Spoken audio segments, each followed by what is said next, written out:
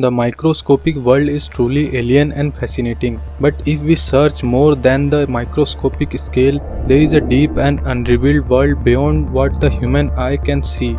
Beyond the microscopic scale, we will explore the potentials of work at a nanoscopic level, a level of billion times smaller than the average scale we work today. This level is the manipulation of atoms and molecules, which means science and technology on a nanoscale that has applications in the real world.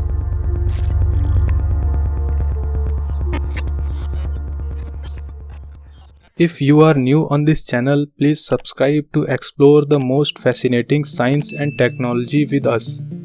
First of all, what is nanotechnology?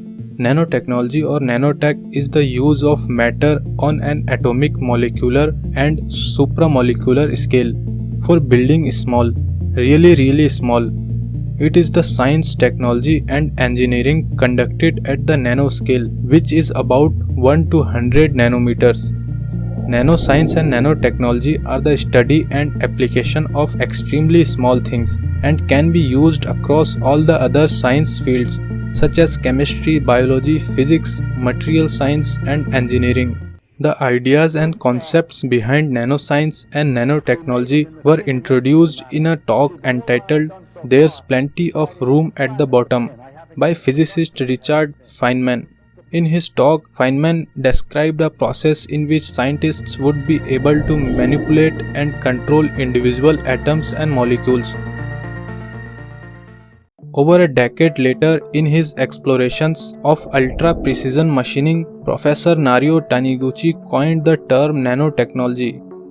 As we discussed, nanotech is building small, really small.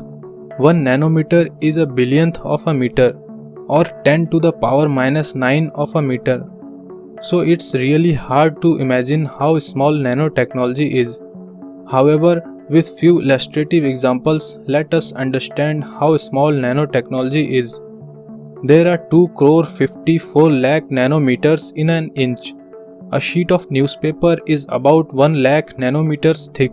On a comparative scale, if a marble is a nanometer, then 1 meter would be the size of the earth. Now you can imagine how small nanotechnology is. But something as small as an atom is impossible to see with the naked eye.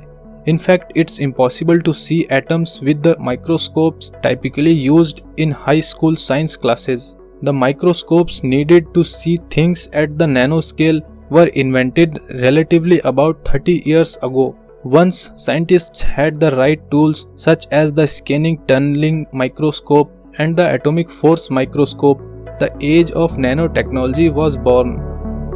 So far we know what nanotechnology is and how it started. Let us now know what are its uses. That is, what are the applications of nanotech.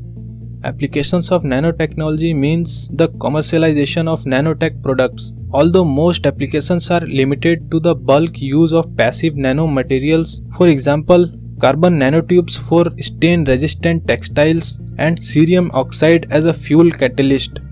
Over the next several decades, applications of nanotechnology will likely include much higher capacity computers and cellular scale biomedical devices, nanobots, etc. Some other examples are lithium-sulfur based high-performance batteries, silicon-based nano semiconductors, to nanoelectronic biosensors and even possible future applications of molecular nanotechnology, such as biological machines. Nanotechnology is predicted to be the main driver of technology and businesses in this century and holds the promise of higher performance materials, intelligent systems, and new production methods with a significant impact on all aspects of society.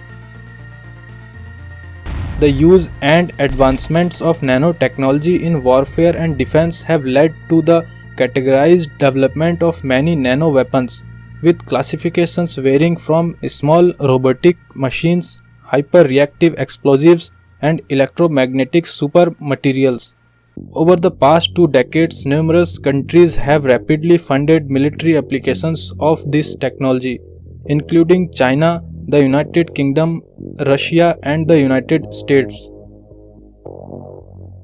Nanoelectronics refers to the use of nanotechnology in electronic components.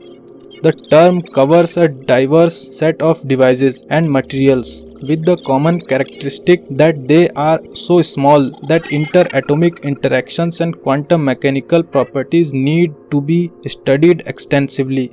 Some of these candidates include hybrid molecular or semiconductor electronics, one-dimensional nanotubes or nanowires, or advanced molecular electronics.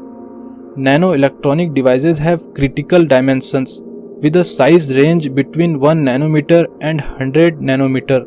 Recent silicon MOSFET technology generations are already within this regime. Nanotechnology may be able to create many new materials and devices with a vast range of applications, but it raises many issues and effects too, including concerns about the human health, safety and risks of toxicity and environmental impact of nanomaterials and their potential effects on global economy, as well as speculation about various doomsday scenarios. These concerns have led to a debate among advocacy groups and governments on whether special regulation of nanotechnology is warranted. There is a significant debate also about who is responsible for the regulation of nanotechnology. Some regulatory agencies currently cover some nanotechnological products and processes by bolting on nanotechnology to existing regulations. Scientists currently debating the future implications of nanotechnology. They have to work on to improve nanotechnology, and they have numerous challenges to overcome issues and effects of nanotechnology. There is still much research and development needed to take nanotechnology to its full potential, because nanotechnology sounds like a solid solution to many modern medical and technological issues. However, it makes us wonder that if one day we achieve all the breakthroughs of nanotechnology, then where it will lead us, how eminent it will be in our daily life, and what it will look like in the future. What are your views on nanotechnology? Comment below, and if you want to learn more about nanotechnology, please visit our website. We have published many articles with every aspects on the topic of nanotechnology.